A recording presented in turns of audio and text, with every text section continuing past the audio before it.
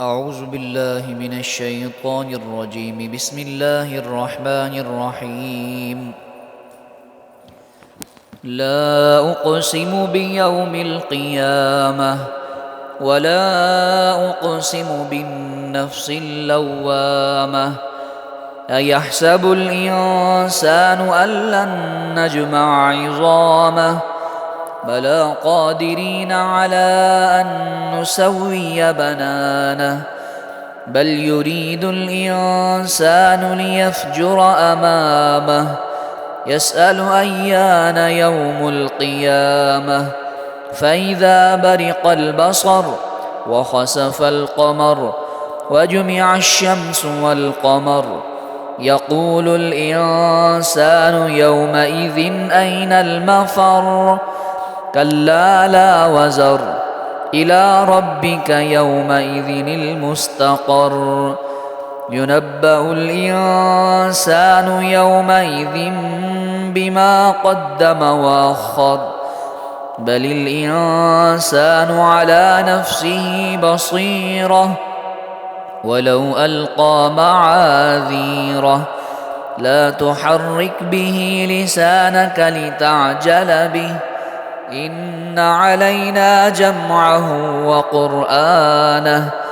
فإذا قرأناه فاتبع قرآنه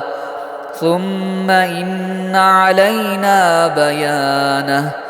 كلا بل تحبون العاجلة وتذرون الآخرة وجوه يومئذ ناظرة إلى ربها ناظرة ووجوه يومئذ باسرة تظن أن يفعل بها فاقرة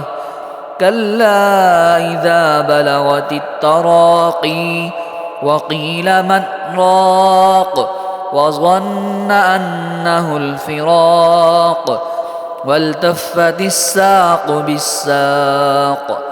إلى ربك يومئذ المساق فلا صدق ولا صلى ولكن كذب وتولى ثم ذهب إلى أهله يتمطى أولى لك فأولى